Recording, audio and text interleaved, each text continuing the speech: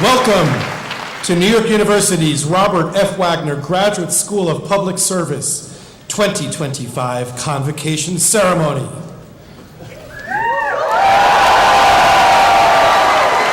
Please welcome our distinguished Dean, Sherry Gleed. Thank you. Please be seated.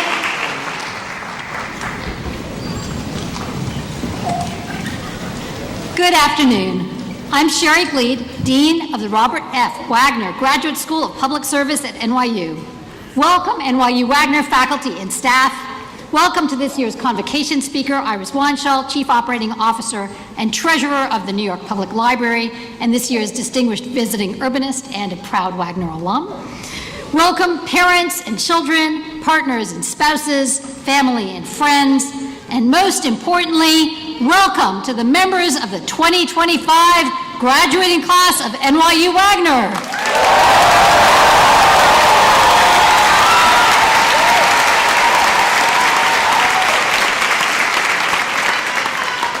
You are a very special class. Now, I know, you bet I say that to every class, but it's actually true.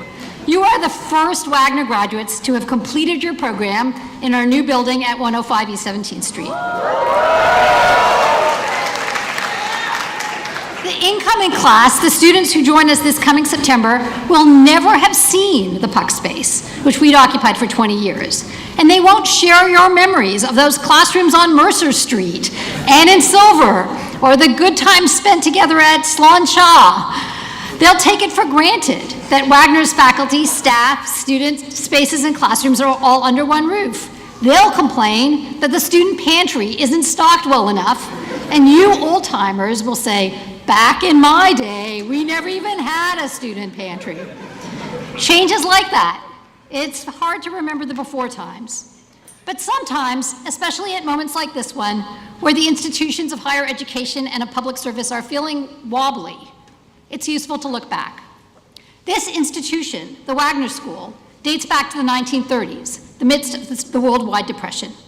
At that time, around the country, at the city, state, and federal levels, governments were being called upon to do more, to address financial security as unemployment skyrocketed, to improve housing conditions in the face of squalid tenements, to rationalize transportation. Back then, New York City had 3 independent and separate subway systems, and to ensure access to increasingly useful health care as sulfa drugs made medical intervention safer.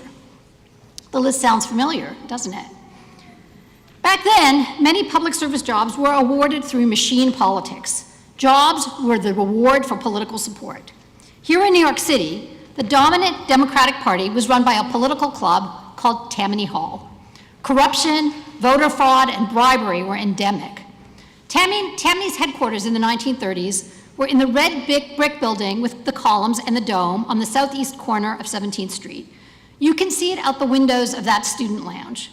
If you look really closely, you can read the inscription. It reads, 1786, the Society of Tammany or Columbian, Order, 1928, which commemorates the date of the Society's formation and the building's construction. Now, in 1934, Fiorello LaGuardia became mayor of New York. He ran on a progressive anti-corruption ticket, promising to address the many problems facing the city. He had big plans, and he needed skilled public servants to execute them. Incidentally, LaGuardia actually built this building we're in today, City Center. Young people then, as now, were inspired by his vision of advancing the public good. And as you have, they recognized that they would need new skills to execute on that vision. To that end, there was a surge of enrollment in public service-oriented classes, so much so that in 1938, NYU decided to start a master's program in public administration. Over the next 2 decades, demand for professional public service education continued to grow, and in 1953, NYU turned its existing program into a standalone school, then the School for Public Service and Social Work. Sergio and Kevin, our flag bearer and degree recipients yesterday, will recall that we march in the NYU procession right before the Silver School of Social Work. Now, in 1953, Robert F. Wagner Jr. was New York City's mayor. Wagner followed in the progressive tradition. He's remembered for building public housing and schools, for giving city employees the right to collectively bargain, and for making housing discrimination based on race, creed, or color illegal in New York. A tall order. So to do all that, he too prioritized merit-based appointments instead of patronage and emphasized civil service reform as a way of ending corruption. Wagner was also the mayor who finally and definitively broke Tammany Hall by refusing to accept its endorsement when he ran for re-election in 1961. In 1989, NYU renamed the Public Administration School in honor of Mayor Wagner, and as it happens, the new space we occupy on 17th Street was built while Mayor Wagner was in office. It was completed in 1963. NYU renovated that space. We moved in last summer, and since then, for the first time in Wagner's history, all of our faculty, offices, staff offices, event spaces, student spaces, and classrooms, and pantries, everything you think of a school, we're now a real school, is all under one roof. A lot of change and an impressive new building. But what strikes me is that the vision that prompted the opening of that little program back in 1938, its evolution into a school in 1953, its renaming in honor of Mayor Wagner in 1989, its consolidation into the space in the iconic Puck Building back in 2005, and now our move into Union Square remains exactly the same. Like the young people who looked around them and saw opportunities to make the world a better place in 1938, you, our 2025 graduates, came to us with a passion for making a difference in the world. As the faculty did in 1938, our faculty today have taught you the skills you'll need to make a difference in public service. Today's skills include appreciating the contexts in which you're acting, preparing budgets and interpreting financial statements, understanding the trade-offs among policies, recognizing the difference between correlation and causation, and not worrying too much what the p-value is, making an argument in writing and on paper with or without the help of Grammarly and ChatGPT, leading meetings, managing conflicts, and working in teams, and more teams, and more teams, and in your capstones, learning to apply all that material to real-world challenges. In these days when expertise and professionalism in public service, in government, in universities, in the healthcare system, in international development are being questioned, it's good to remember that here, at least, that vision which animates our school, a vision that dates back to the days of Mayor LaGuardia, ultimately triumphed.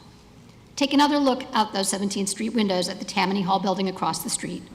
The Wagner School is here in all of you in this auditorium, and here in our new building space on 17th Street, and Tammany Hall is defunct. That impressive building across the street, it's now a Petco. And you, the latest generation of Wagner alums, you, like the classes that came before you, have become professionals with expertise in public service, combining your passions with the tools that can translate them into effective, equitable actions that improve the public good. Because, as our namesake Robert F. Wagner Jr. once said, public service is the highest good, and when done honorably and well, the most rewarding.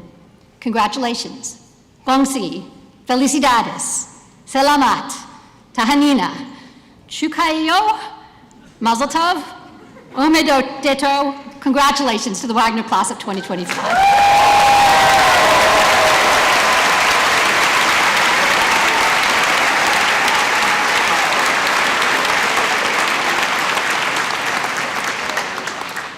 It is a tradition here at Wagner to ask a student to introduce the Convocation speaker, as this is your moment and your day.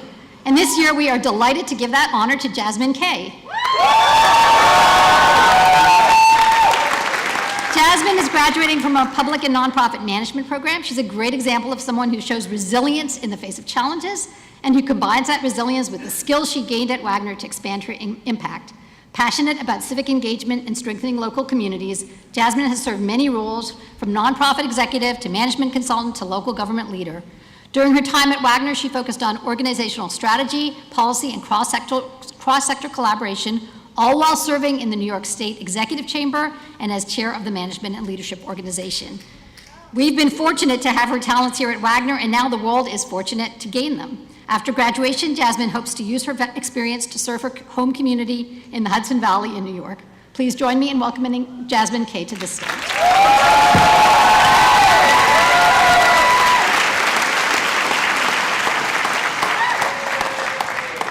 Thank you, Dean Gleed, for your kind introduction. I truly appreciate it. I feel deeply humbled to be this year's student speaker. Looking out at the audience right now, I am beaming with pride for my classmates, the class of 2025. Let's give ourselves an extremely well-earned round of applause.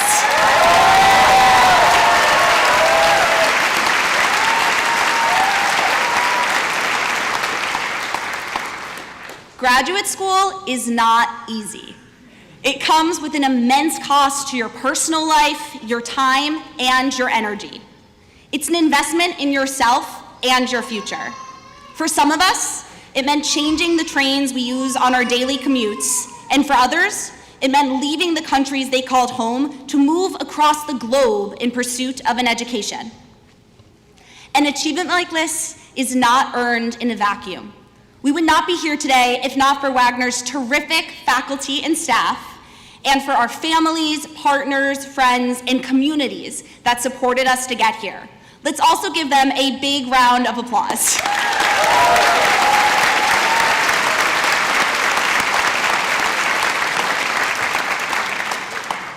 Right now, when the funding and value of public servants are actively being undermined and ripped away, we all have a tremendous amount of responsibility to not give up and to serve our communities. We all made the decision to go to a school of public service, and at this moment, I could not think of a more important path for us each to take. Personally, growing up in the Hudson Valley in Woodstock, New York, I was 16 when I got involved with my first protest to protect our environment. It was against a large company that was attempting to create a water bottling facility that would have polluted our air and our water. We successfully organized. The bottling company did not build this facility. But it was through that experience that I learned that advocacy works from the outside, but that we need people on the inside to make change happen.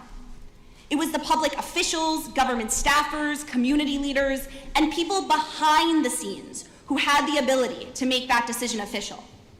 In other words, we need the type of leaders that Wagner is producing today.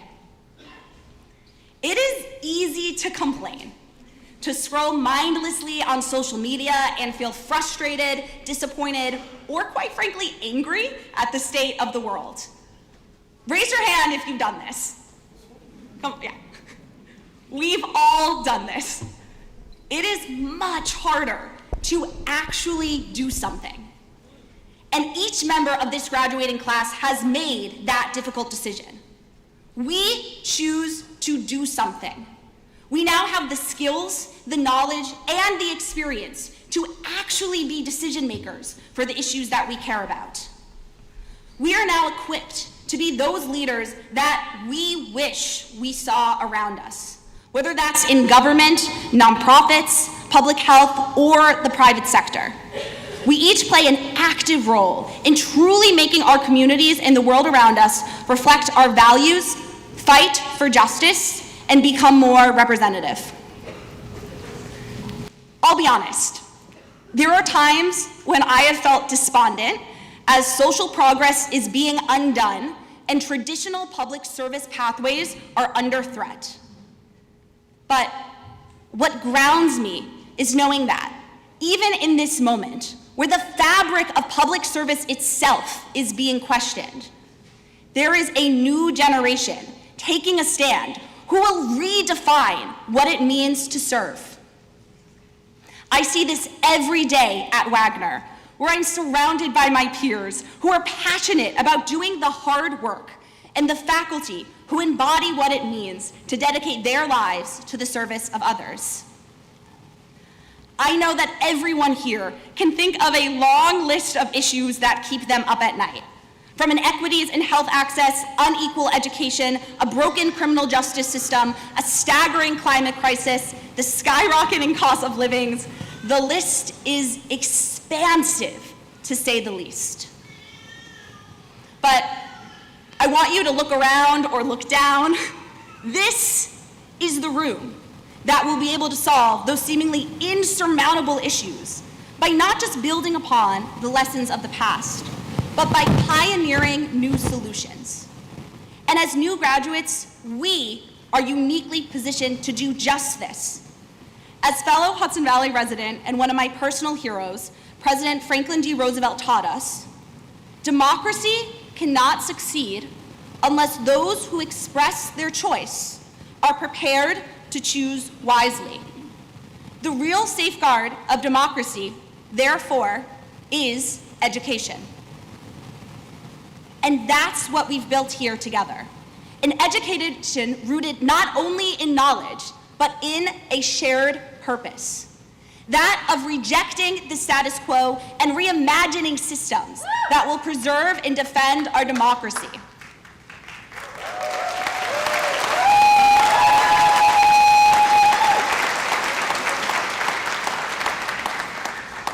One of the core lessons I learned during my time at Wagner is that leadership can be taught, but values are felt. During a time when trust in government continues to plummet, we need people who don't just know how to lead, but are rooted in values of fairness, justice, equity, and service of something larger than themselves. While it is easy to equate leadership with power, the people who will walk across the stage today have boldly invested their time into being a steward of public service in a world where too often greed and power lead our decisions. This extraordinary class of graduates understands the intersections of issues and is uniquely equipped to call out when we see something that is wrong or unjust, accepting the burden of being the people our communities look towards to take action. And I, quite frankly, could not think of a more prepared group to do the job. The work we are called to do is not only possible, it is happening right now, thanks to the leadership and commitment of Wagner graduates, both past and present, who have shown us the way. One of those people who made that decision to fight every single day to make our government actually work for the people it's supposed to be serving is Iris Weinschall. An NYU Wagner alumna herself, Iris is one of those forces behind the scenes that is making those decisions, focused on how we can improve New York. Iris has dedicated her entire career to the service of New York City, spanning 5 decades. Iris currently serves as New York Public Library's Chief Operating Officer and Treasurer. Prior to this, Iris served as the Vice Chancellor of Facilities Planning, Management, and Construction for the City University of New York. Her career in city government is expansive, serving as Commissioner of New York City's Department of Transportation from 2000 to 2007, and in senior leadership roles across multiple city agencies. As NYU Wagner's distinguished visiting urbanist, I was fortunate to take Iris's course this past semester, focused on infrastructure in action. During this class, we looked at New York City's public infrastructure from libraries to parks to street design, taking a deep dive into all the public services the city provides that we often take for granted. She taught us to think critically about how public space is shaped and how the decisions made impact generations to come. Personally, as a young woman in public service, one story she told me that stuck with me was about her experience as the commissioner of DOT. Iris's career path was forged during a time when public service was predominantly male-led.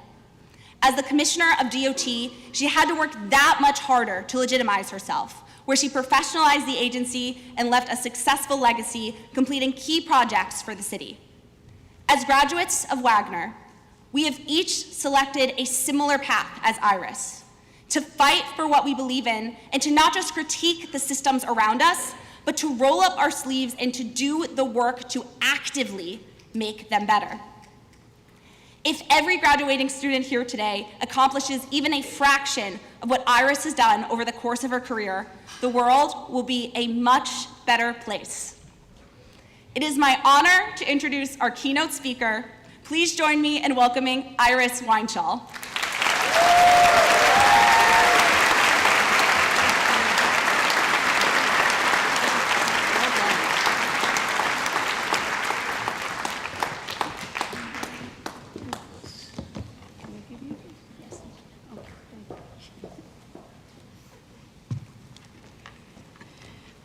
Dean Gleed, distinguished faculty and alumni, parents and guests, it's an honor to be invited this year as your Convocation speaker.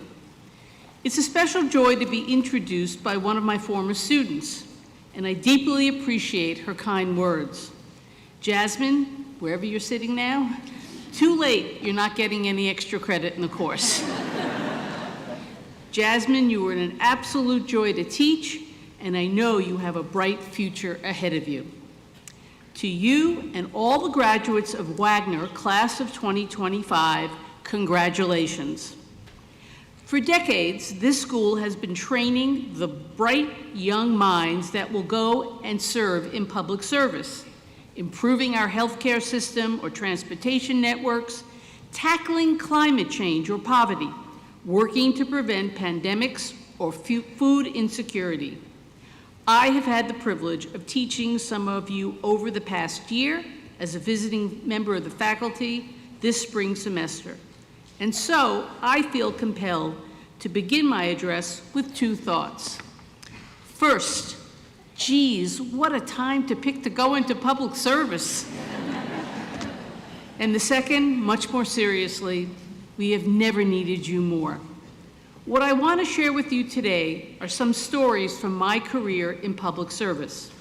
What I hope you will hear are some lessons about what makes a successful public policy out in the world.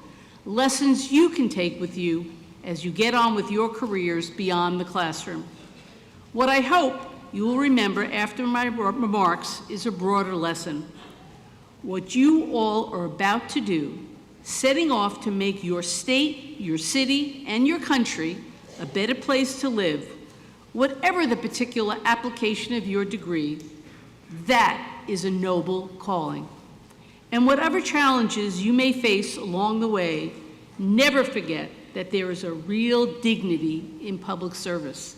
And I want to say that again, there is a real dignity in public service. Now, for those of you who took my class, you know I like stories. So let me start out with one about a young student who wasn't sure what she wanted to do with her future. When I graduated college, I liked school and thought I was pretty good at it. I wanted to be a specialist in something, but I really didn't quite know what. I figured that I might get a master's degree in history, which I had majored in, but I had some doubts. What would I do with my history degree if I didn't become a professor or go to law school? There happened to be a professor on campus who was writing an article about how he had developed a test to ascertain what careers graduating students were best suited for. I figured, I got time, I'll take the test and see what it says. The results came back. Iris, the test concluded, you're best suited to be an architect. I had pretty practical parents, and I wasn't sure if I could convince them to help me pay for a graduate degree in architecture. So I looked at the second result of the test.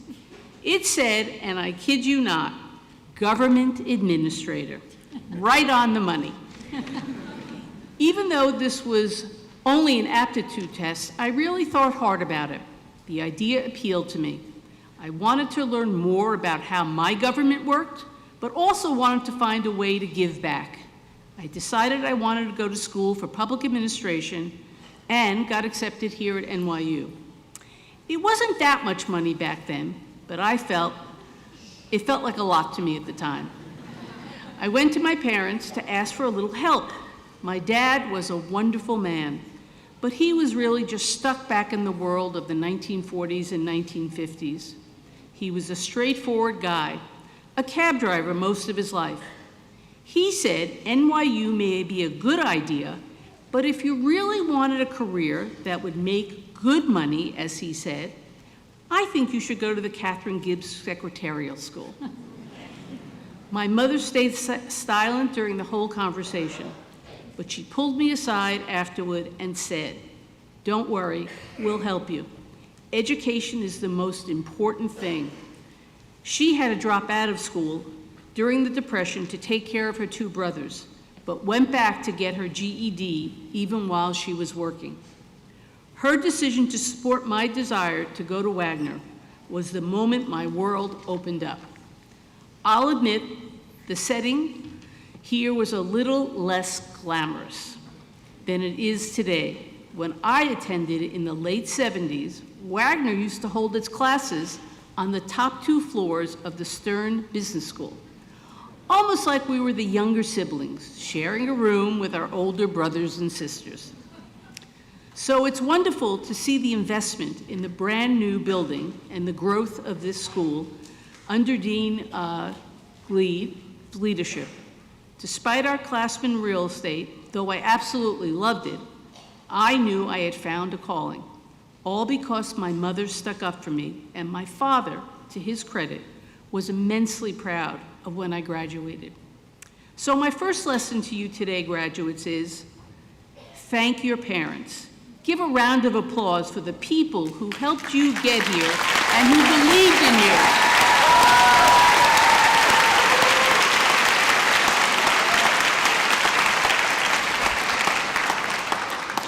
After I graduated Wagner, I started working for the Economic Development Agency of New York City. And our job was to recruit and retain manufacturing jobs in New York City. It was an uphill battle, even in the early 80s, and remains so today. The missions you are given in government often butt heads with the realities of economics, geography, and history. Many of the tasks you will be given will feel like an uphill battle. That doesn't mean they're not worth trying. After a few years, I then moved on to the Department of Environmental Protection, where I became the Deputy Commissioner for Finance.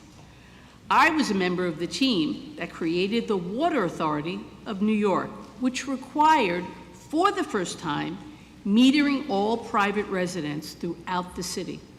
As you can imagine, people were not happy. Up until that point, they'd been getting water for free. And now, someone from the city was showing up to put a meter in their house. It was good policy, important for the city's finances and the sustainability of our water resources. But we suffered a public outcry nonetheless. A reminder that while you can have the right idea, you still have to sell it. As you set off in your careers, don't forget that public policy never exists in isolation. If you ignore marketing, retail politics, and public relations, you will only be doing part of the job. It's your job to forge public consensus as well as public policy. Sometimes, graduates, you will be given a less glamorous task that is still very important. After DEP, I was made the first Deputy Commissioner at the Department of Citywide Administrative Services, one of the more bureaucratic titles I've ever held. When I arrived on the job, I discovered that the hiring process for civil servants in the city was obtuse as you could imagine.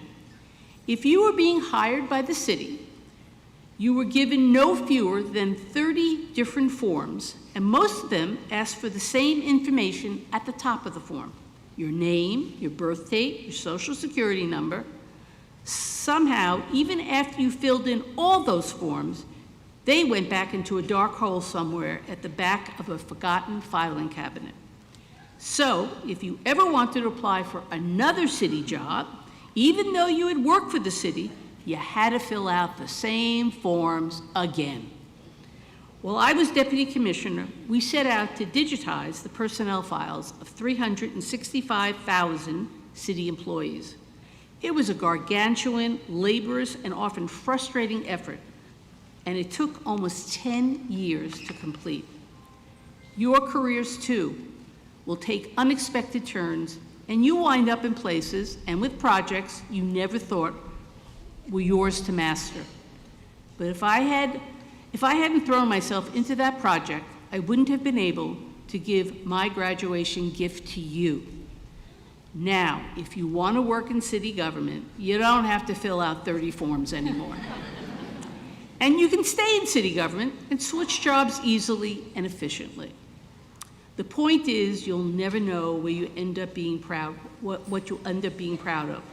Solving a small bureaucratic problem can still make a big difference in the lives of people you don't even know. On the other hand, graduates, you will also discover that a career in public policy does bring moments of real challenge and consequence, where the scale of a problem demands your full range of talents, as well as your endurance, stamina, and creativity. In the last 2 years of the Giuliani administration, the mayor was looking for a new commissioner for the Department of Transportation. He asked the deputy mayor at that time, Joe Loda, to find him the best manager in city government.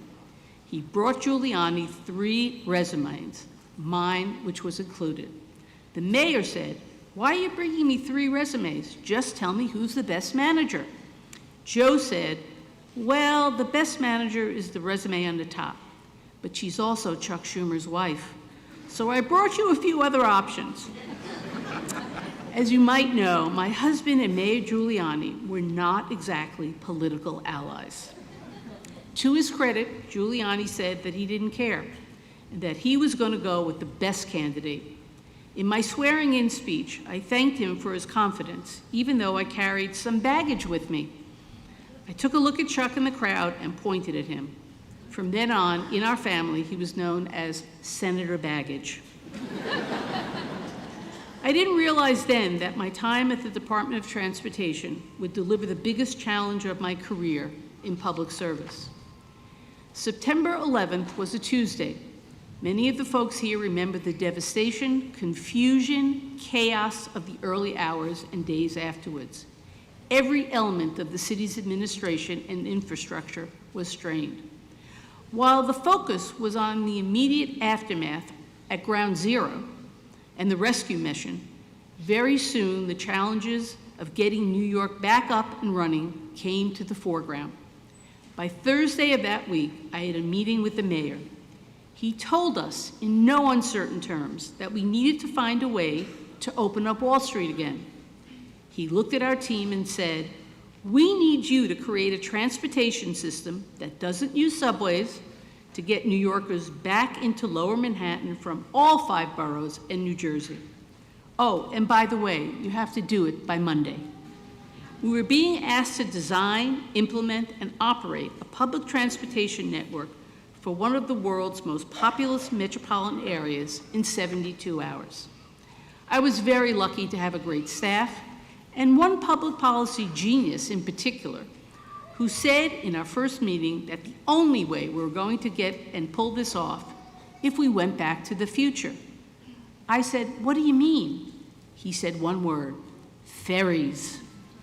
We had to literally build docks along the Manhattan waterside and in Brooklyn that could accept ferries from New Jersey and elsewhere in Brooklyn and send them into Lower Manhattan. Because we didn't have enough large boats on hand, we requisitioned the smaller ferry boats that took people to Staten Island. That created another problem. In the time we had, the only kind of dock we could construct from scratch was a simple side-loading dock. I got to learn a lot about side-loading docks.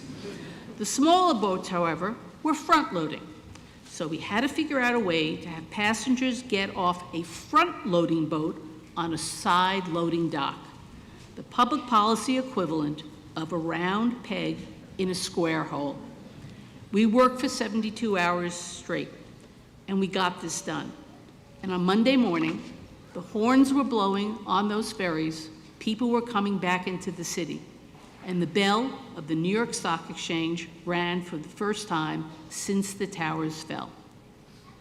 Sometimes, graduates, public policy can mean helping people overcome a small but important bureaucratic hurdle. Other times, the challenges you face will mean something more. It will mean providing that government can work, that our country can get better and more fair and more equal and more just. That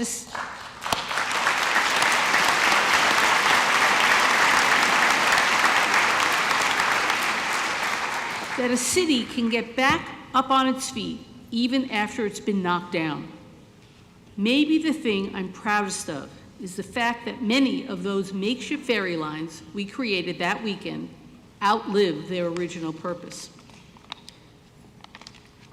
A few years after 9/11, the city announced that we were considering closing the several new ferry lines that we had created, but there was a public outcry and the city had to keep them running for a while.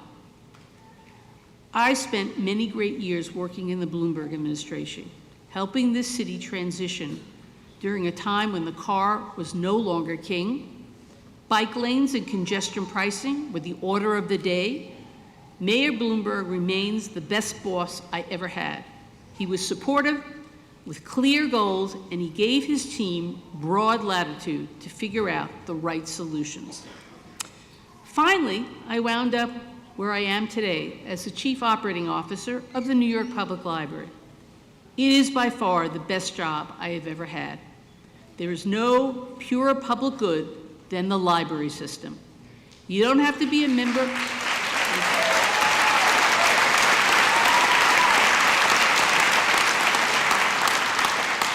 You don't have to be a member or join a club or buy a latte and sit in the library.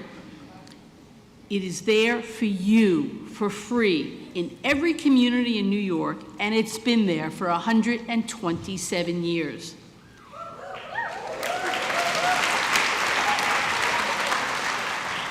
I consider it my greatest contribution to this city to be working to steadily give the library finances and get it on an even keel, allocating our resource from the city wisely and sustainably, upgrading and renovating our infrastructure to expand our services, while also ensuring that the library will be there for generations to come. In the last few years, with the help of the de Blasio administration, we were able to renovate 5 of our Carnegie branches, all in neighborhoods of need. I will level with you, graduates. There are plenty of careers out there that will reward you more financially than one in public service. But I'm glad I'm not an architect or a secretary or a banker or a lawyer. For me, there is nothing more valuable than using your talents to make life better for your fellow citizens. Government is for the good. It is there to help everyone, but in particular, it's a catalyst for people with the least means to get through their daily lives. Over the course of my career, I've learned that if you surround yourself with people of like mind, who believe in government and want it to work, and don't dwell on the roadblocks, but confidently search for solutions. If you can find leaders or organizations who share your goals and aspirations and trust you to make changes in the way you believe is best, if you take on small and mundane as well as big and momentous challenges and apply yourself just the same, if you understand that nothing happens overnight, but have the determination and the strength for your conviction to see it through, I promise you, you will find not only a rewarding and fulfilling career in public service, you will make a difference in the lives of your fellow citizens. There is no doubt it's been a difficult time for those of us to believe in the power of government. Everywhere we turn, it seems government staffers and government agencies are being demeaned or discarded. No doubt there are some government programs that are ineffective, maybe wasteful, but the reaction should never be to call it into question the entire endeavor, but rather to make things better, more efficient, and more accessible. We look to you, our brightest students, to bring new energy, new blood, new ideas, to not only improve the administration of our city, state, and federal governments, but to help remind people what we have known all along to be true.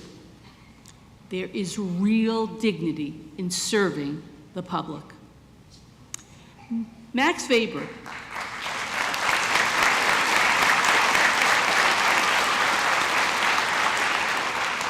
Max Weber, who you were no doubt forced to read at some point in your career, told public servants, I quote, arm themselves with a steadfastness of heart, unquote. I'm reminded of the sentiment every day when I walk up the steps of the New York Public Library, which are guarded by 2 lions, carved from stone. Their names are Patience and Fortitude. As a piece of final advice for a career in public service, I can think of no better combination. Armed with the steadfastness of heart and the lions of patience and fortitude at your back, I have every confidence that you will go on to do great things for our country. Congratulations, the class of 2025.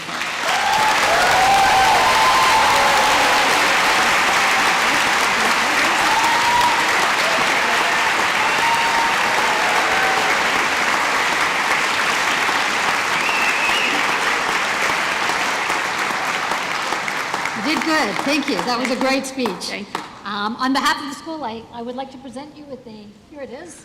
Yes. Okay, with a smallish token of our appreciation. Thank you so much. Thank you. Really grateful. Thank you.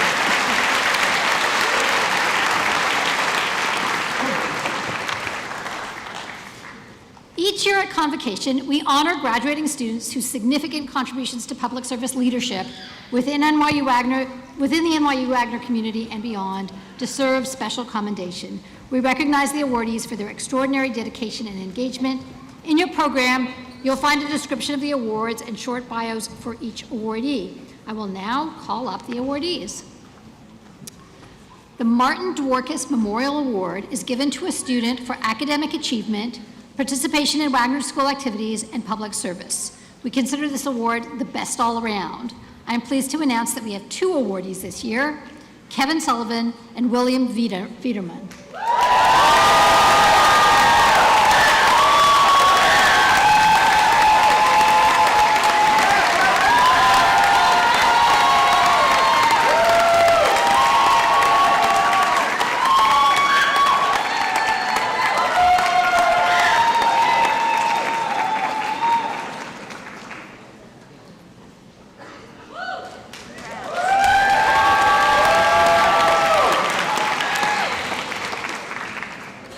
Robert F. Wagner Award for Public Service is given to a student for exceptional dedication to public service during their time at Wagner. It's often a part-time student or someone who's working full-time in the field while at Wagner and who contributes to the Wagner community in a significant way. I'm pleased to announce this year's awardees are Abdoli Isok and Rachel Vacharashansky. Hello.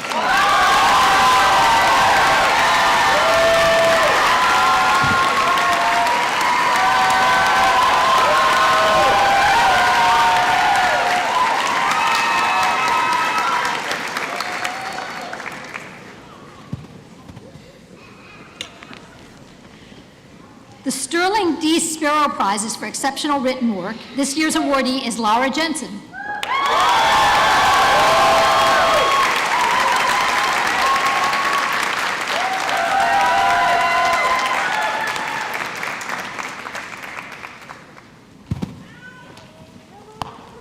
The Hamad Fund International Leadership Award is for contribution to the global experience, academic success, and exceptional capacity for international leadership. This year's awardee is Sergio Oesnaya Prieto.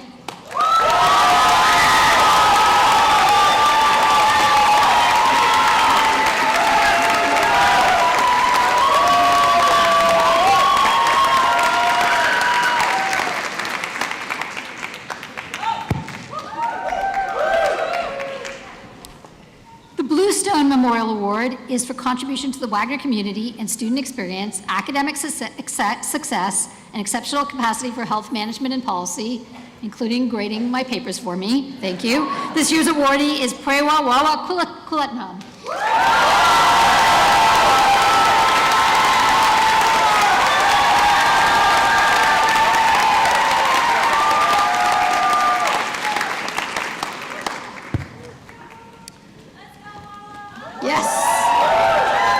The Robert Byrne Award for Leadership is given for significant contribution to the Wagner community and goes to 3 students this year.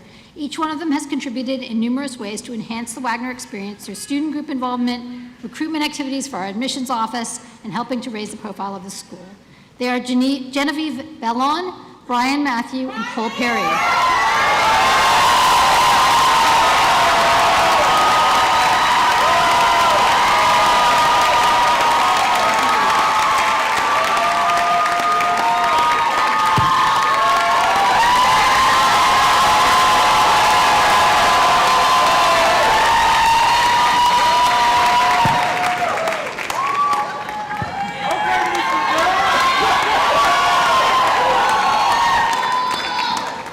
The Joe Ivy Buford Award is for innovative solutions to public service challenges. The recipients are Kayla Foster and Amurachi Mugadi.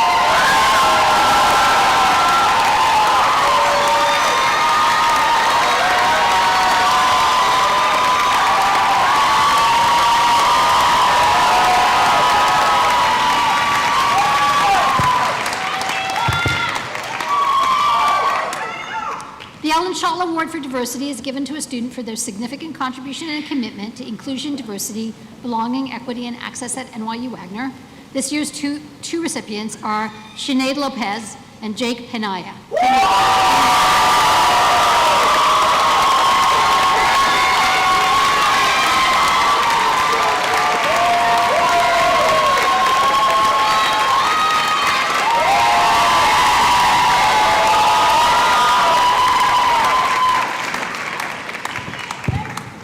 The Howard Newman Award is given to a capstone team for exemplary teamwork, client relations, and final deliverable. The client was the Lumina Foundation, and the awardees are Patrick Goggins, Nan Jiang, Han Wu, and Jiha-Chung Xu.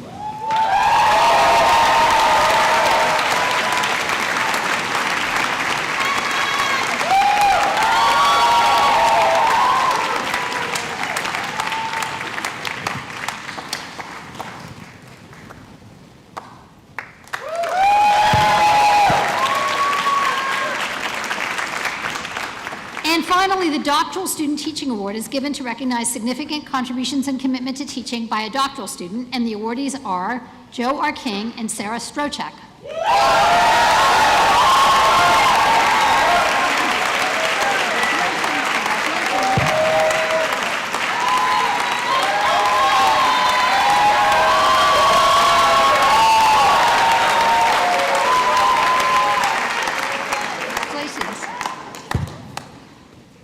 Congratulations to all of our awardees. I'd also like to acknowledge the many more of you who received awards and accolades this year whom we're unable to recognize today from the stage.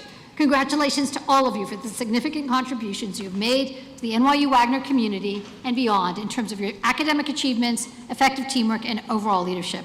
Let's have a round of applause for all the NYU Wagner students who won an award this year.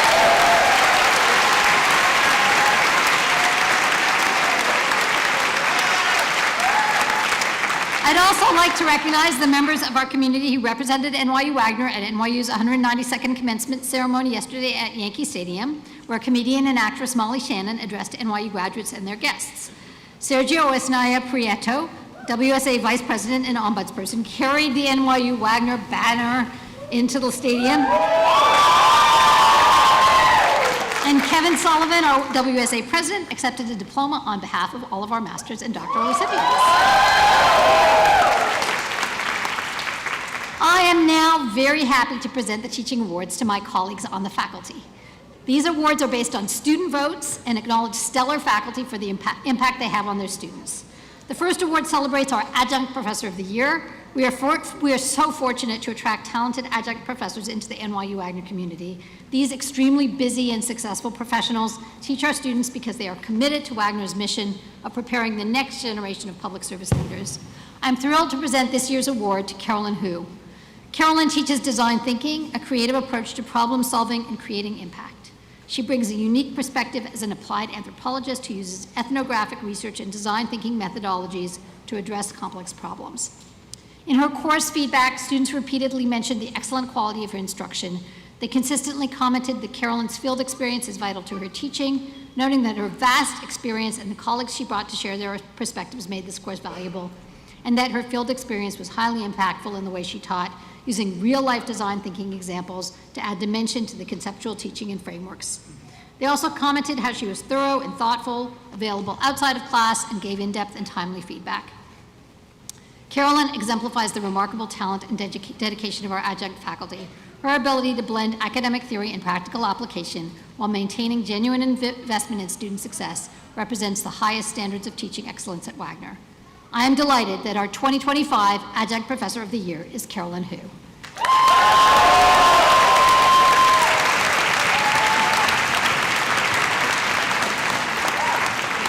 Carolyn could not be with us to celebrate today, so I'm going to accept this on her behalf. I don't know how we will make sure she gets it. Now, it is my utmost pleasure, this is like one of my favorite parts of the ceremony, to present this year's Professor of the Year award to my colleague, Professor Carla Jackie Sampson.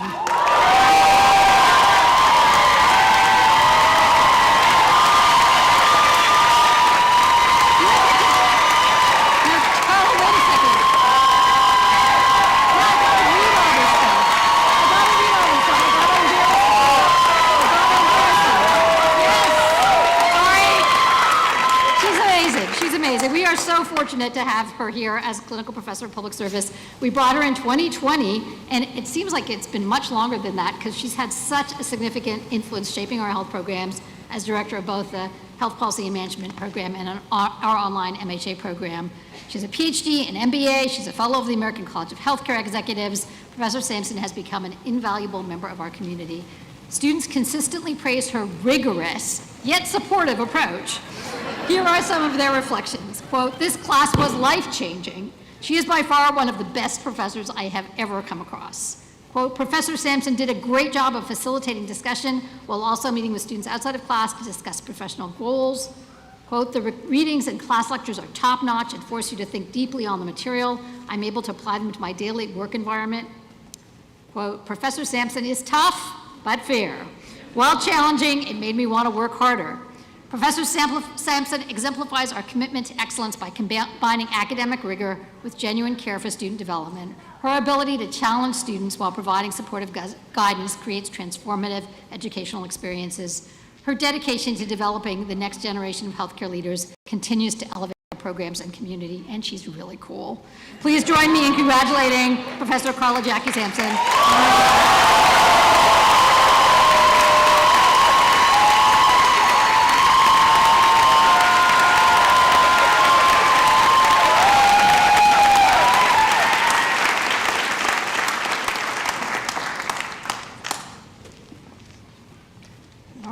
Now I would like to ask Professor Sue Chan, director of our doctoral program, to present our doctoral candidates to be hooded.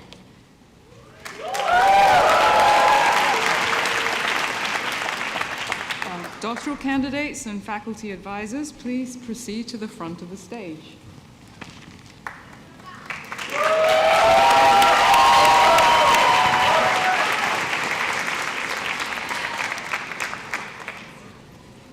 I'm pleased to present the candidates for the Doctor of Philosophy. Our first candidate is Joe R. King. Go Joe! Their dissertation was titled Essays on Discipline and Controls in Schools. NYU Professor Joseph Simpian was their committee chair. NYU Wagner professors Liana Stiefel and Tatiana Homonov were also on the committee alongside NYU Professor Luis Rodriguez. Professor Stiefel, would you please grant Joe their hood?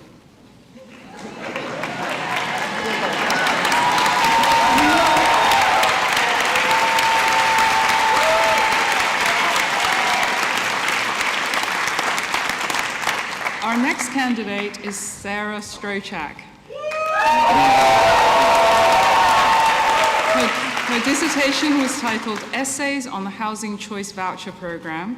NYU Wagner professor Ingrid Gould-Ellen was her committee chair, along myself and my fellow NYU Wagner professors Catherine O'Regan and Tatiana Homonov. Professor O'Regan, would you please grant Sarah her hood?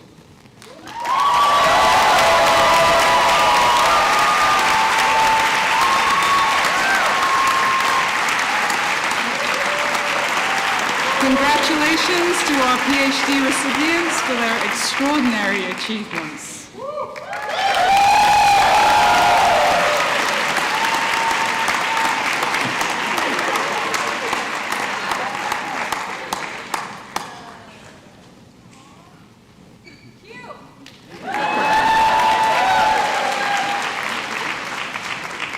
Now I'm going to ask our graduate candidates in each program to come forward for recognition. Katja Kurtz, Director of Alumni Relations, and Rachel Dubois, Director of Career Services, will join me in congratulating you and welcoming you to the Wagner alumni community. I'd like to ask Professor Paul Smoke, Director of the Public and Nonprofit Management and Policy Program, to present the candidates for the Master of Public Administration in Public and Nonprofit Management and Policy. David Schachter, Associate Dean of Student Affairs, will read each candidate's name for this and all of our programs.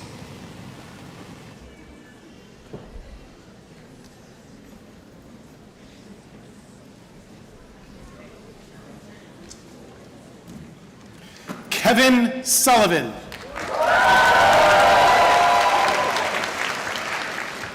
William Viederman.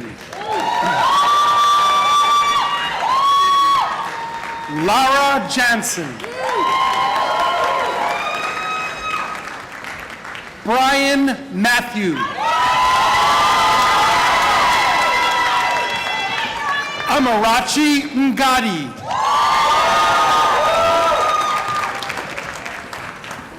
Sinead Lopez. Jake Pena. Patrick Goggins. Nan Zhang. Han Wu. Chicheng Shu. Sergio Osnaya Prieto.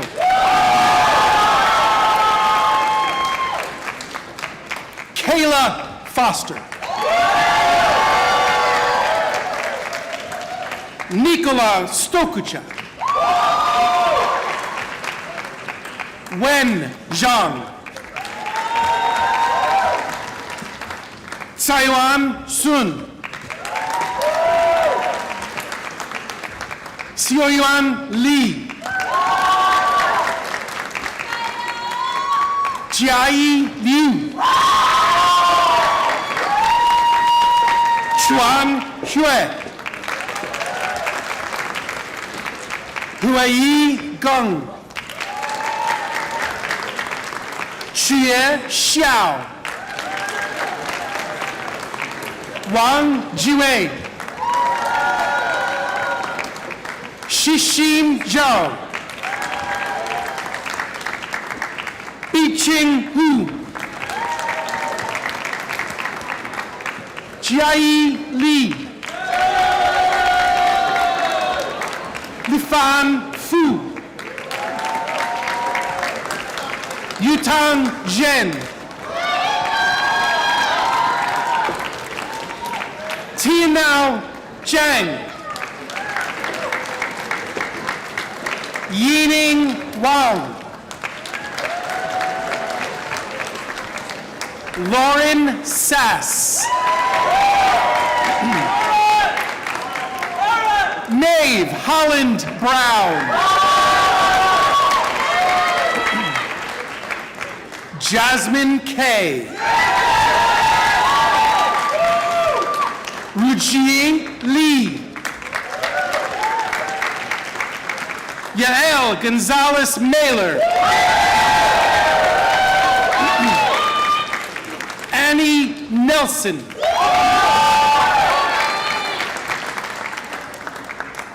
Jessica Meng. Shucheng Zhang. Josh Zhou. Karsten Kui. Runbao Zhang. Lifu Cao.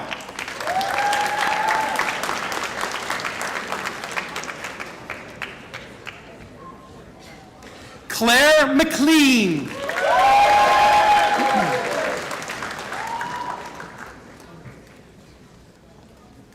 Maria Audrey Shadley.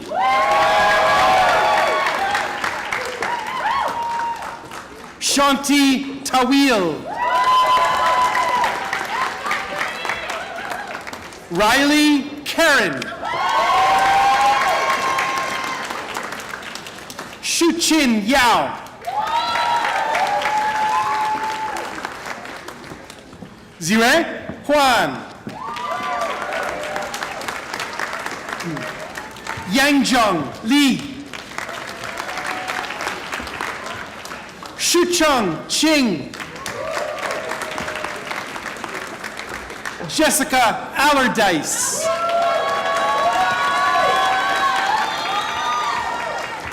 Erin Unger, Julia Farley,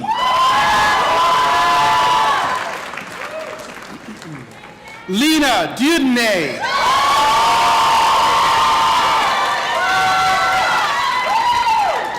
Karya Antman, Eunice Morales, Wenyu Sila Huang, Catherine Cotty, Amisa Ratliff, Gabriella Must, Brianna Mancia,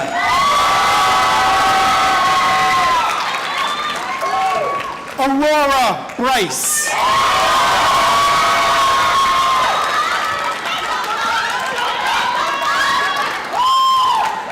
Marissa Maurer, Ariel Kay, Michael Cleo Wright,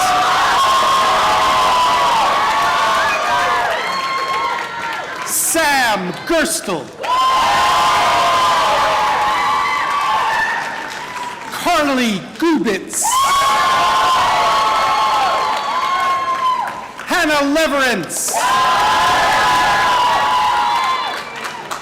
Meredith Wilsey, Emma Dunn, Avery Moody,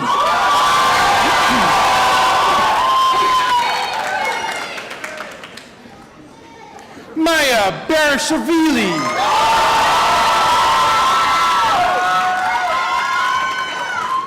Shagun Surya,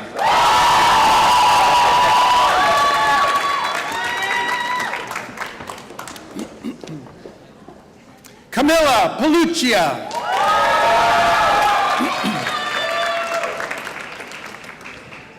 Alisa Sousa DeValle, Jacqueline Rodriguez, Victoria Lee, Tracy Cole,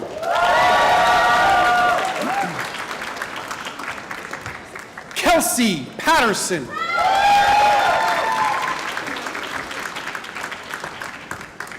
Kimberly Yang,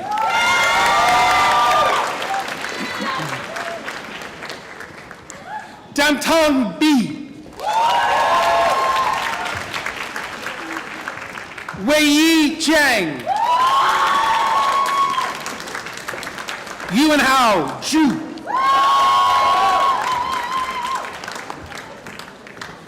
Jiankai Sheng,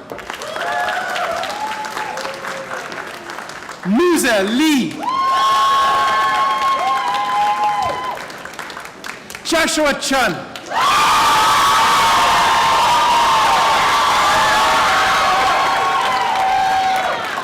Dine Lee,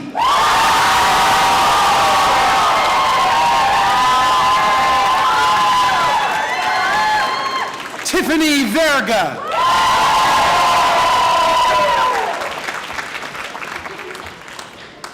Christine Rutkowski,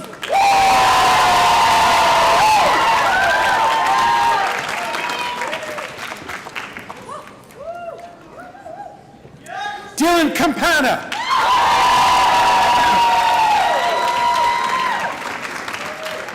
Turishine Nana,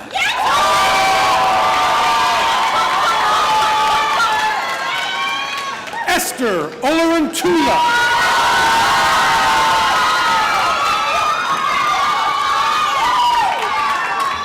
Jessica Mantell.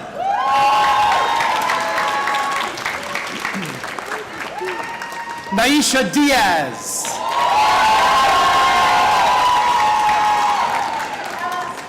Silvana Jaramillo. Nina Hassler. Haley Chua. Ina Marantina. Evine Cartina Fartis. Johannes Martin Sahla. Haipeng Yen. Soleil Ju. Cheryl Wang. Sophia Garcia.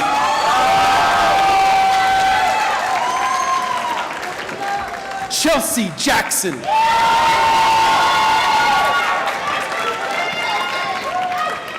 Monet H. Smith.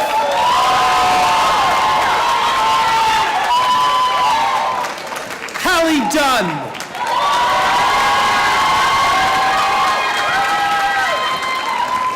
Dane Nielsen. Owen Brady.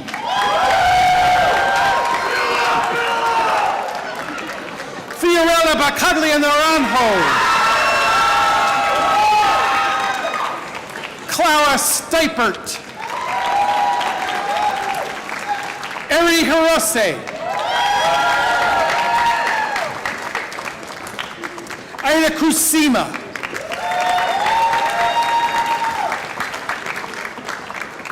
Alexander Talides. Daniel Gunton. Tianran Chen. Alejandra Valverde.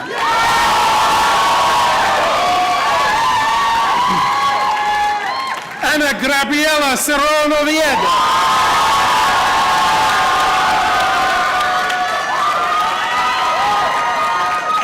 Ryan Oreco.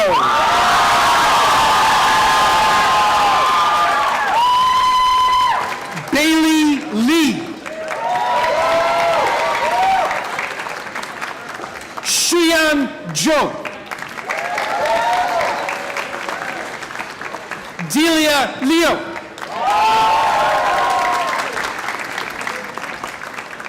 Frida Tsai. Yue Lu.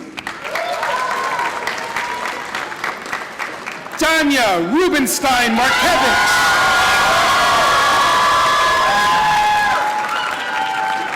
Claire Michelle.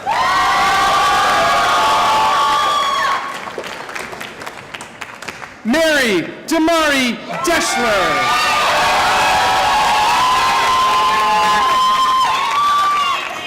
Alfie Elizabeth Joseph.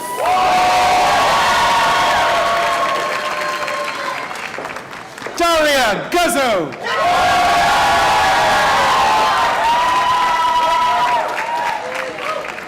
Chloe Faber-Lyle. Kayla Merriweather.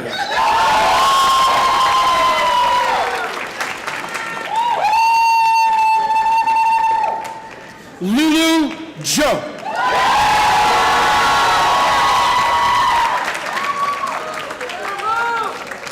Sarah Abdulaziz Al-Wasil.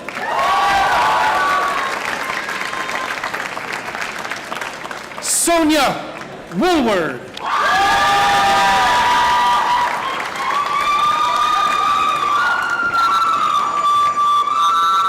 Alex Avery Denholtz.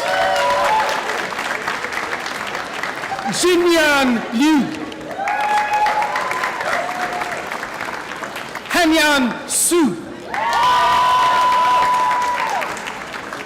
Shishi Tang.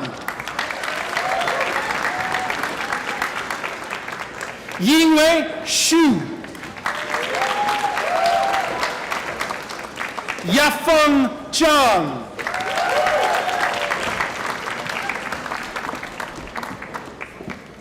Madeline Beckley.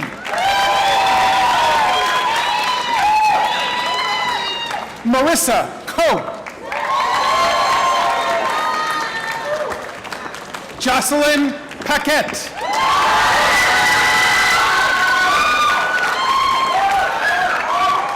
Layla Camille Jones.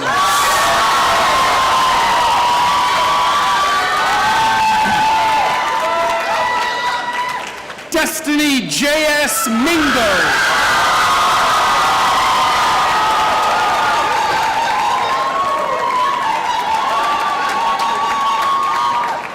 Nene Balde.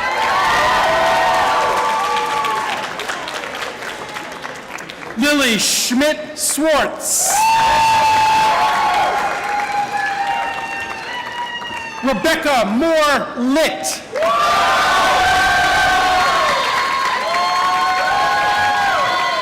Enzo Manzano.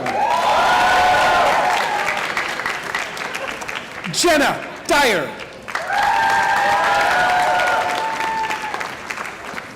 Titus James.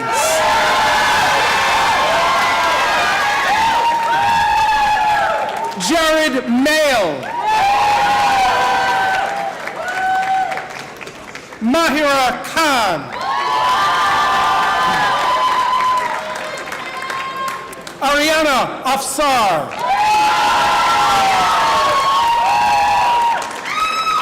Grace Francesi.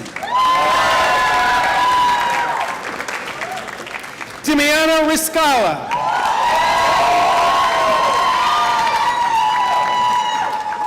Howram Liu.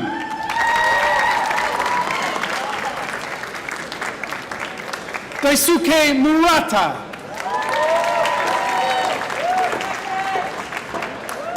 Lin Chi. Dayan Eddie E. Sarah Carmona. Honey Wu. Xiaoyi Su. Sage Zhang. Sebastian De Leon Rivera.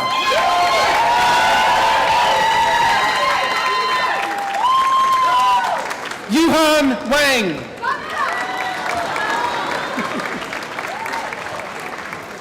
Siyu Huang. Yuan Shu.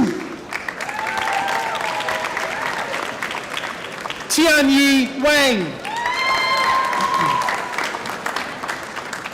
Allison Shao.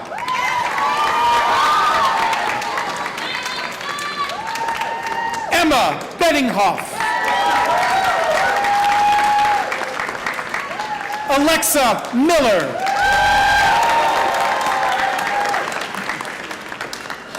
Ella Boblik. Tyler Tremblay.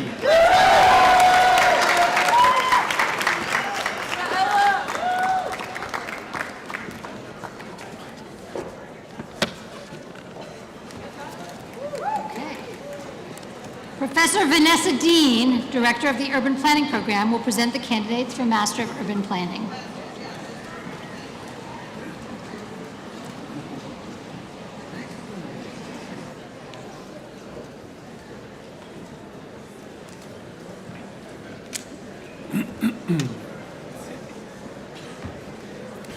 Kirsten Meals.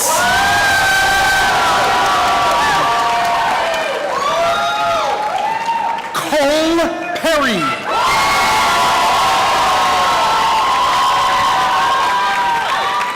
Miranda Hazari. James Walmer. Anthony Cardenas.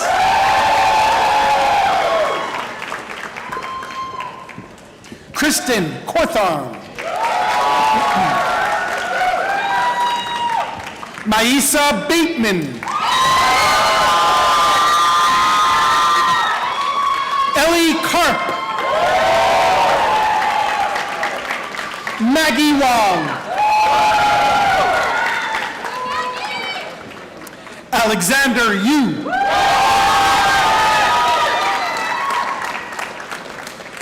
Kara Stoley.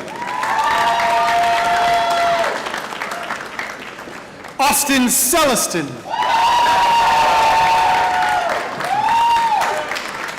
Shinton Fu.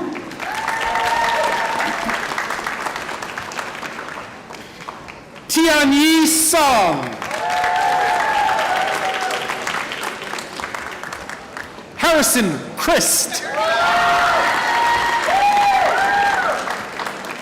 Srisru Bamanya Nandula.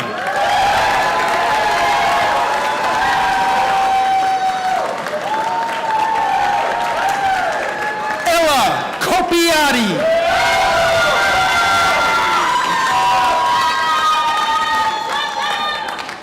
Elliot Wareham.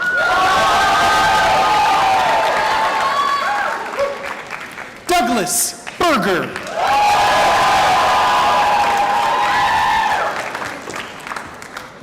Peter Estes.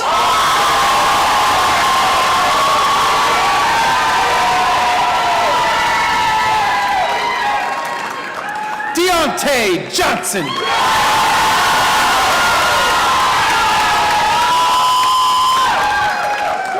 Henry Hoffman.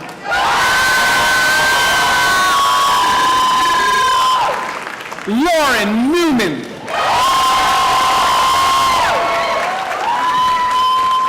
Katya Rudnick.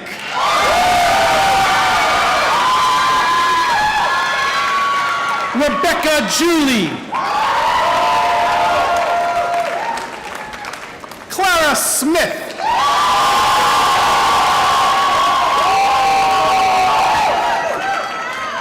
Alexandra LaPinta.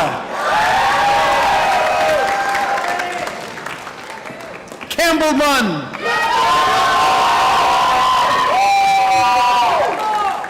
Maha Alderwood.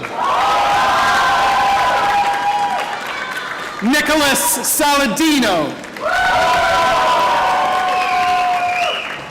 Alanis Allen.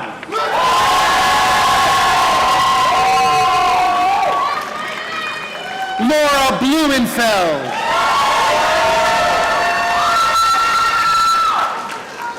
Daniela Eisenkang. Kirsten Klang.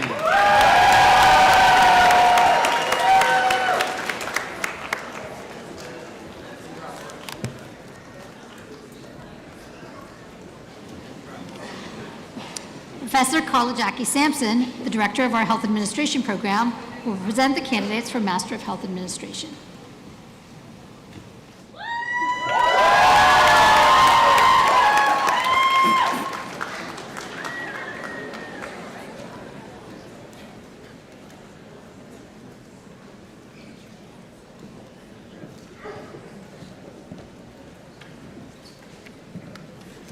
Jasmine Shanklin Rayford. Victoria Alcantara. Deborah Henry. Mariama Jallo. Manali Buplapour. Rachel Vatrashansky. Genevieve Bellin. Modasim Rahman. Jean Zabraski Clifford. Rachel Kate Montserrat. Ellen Christy Dong. Alan George. Claudia Shiro. Matthew Devins. Astrid Del Rosario.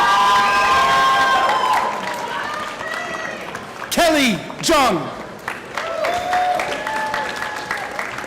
Crystal Boateng. Danielle Akima DeBerry. Elizabeth Ozuna.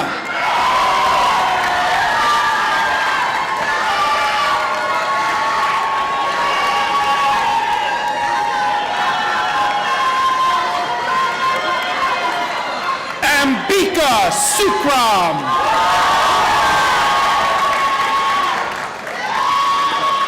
Sharaf Aladdin. JJ Arce. Chantal Kozlov. G. Choi. Carol Conforme Vasquez. Parth Balmer. Sasha D. Palo Cabase. Abigail Mills. Marina Dunayevsky. Isolina Pena.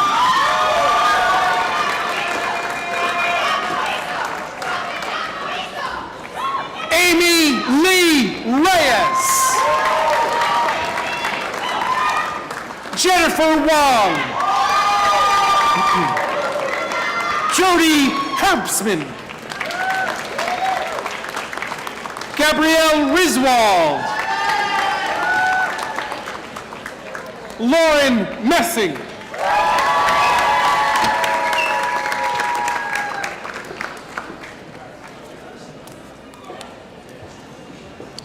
Professor Jackie Sampson is also the director of our Health Policy and Management program and will present the candidates for Masters of Public Administration in Health Policy and Management.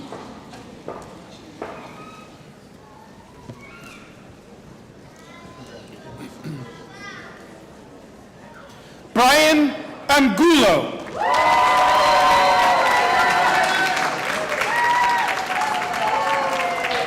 Prewa Wawa Kulatnam.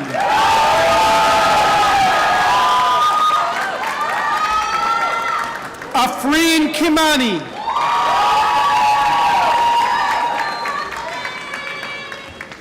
Abby Briggs. Yonatan Debasai. Charlotta Borgers.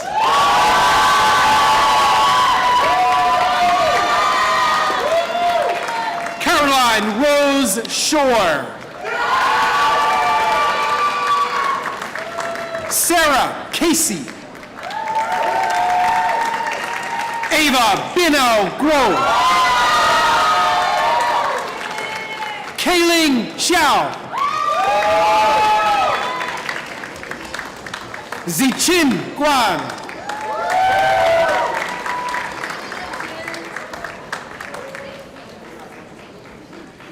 Julia Evanischuk.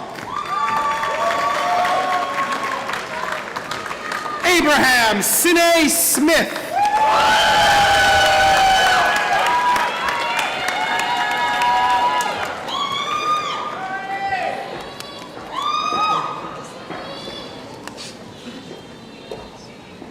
Professors Kathy O'Regan and Tom Blaylock, directors of the Master of Science in Public Policy program, will present the candidates for Master of Science in Public Policy.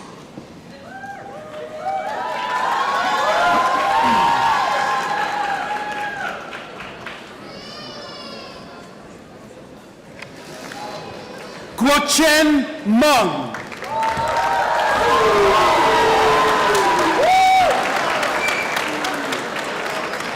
Logan Mundy.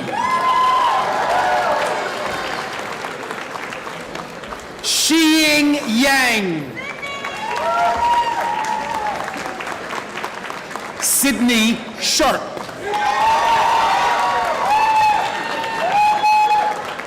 Makeli Pealamita. Marie Ann Liss Tan. Tony Zhao.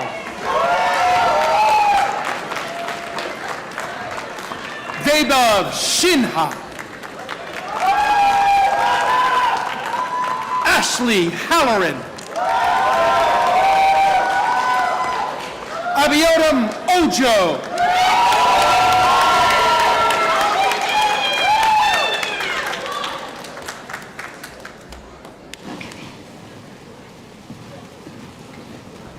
Professor Judy Pryor Ramirez directs the executive MPA and will present the candidates for Executive Master of Public Administration.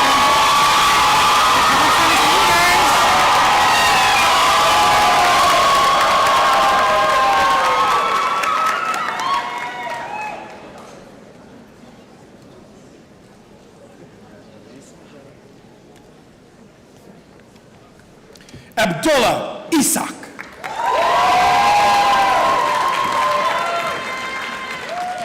Angel Emilio Cordero. Arifa Siddiqa. Alexa April Cardina. Ori Gavati. Jiwon Min.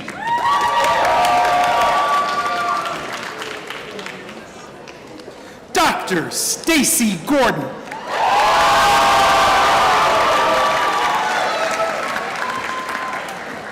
Gina Schmeling.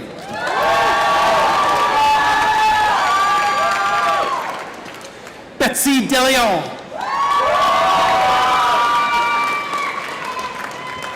Paulina Barragan.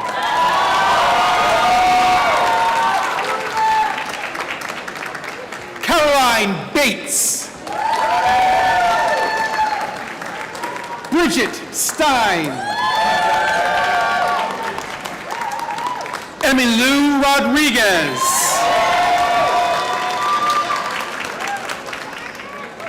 Carla Silverman.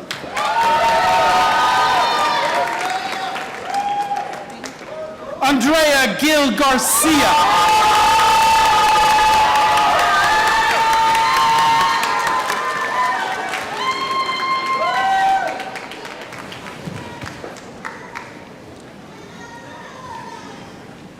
Professor Carla Sampson, who is also the director of the Master of Science in Health Law and Strategy program, will present the candidates for the Master of Science in Health Law and Strategy, who have already been through many commencements. So. Yes, we have two.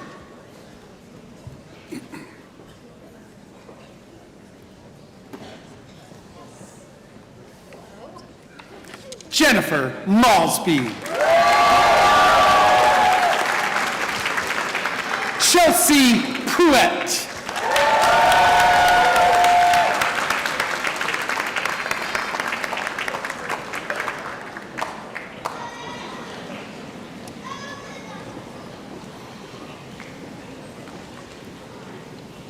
Congratulations to the NYU Wagner class of 2025.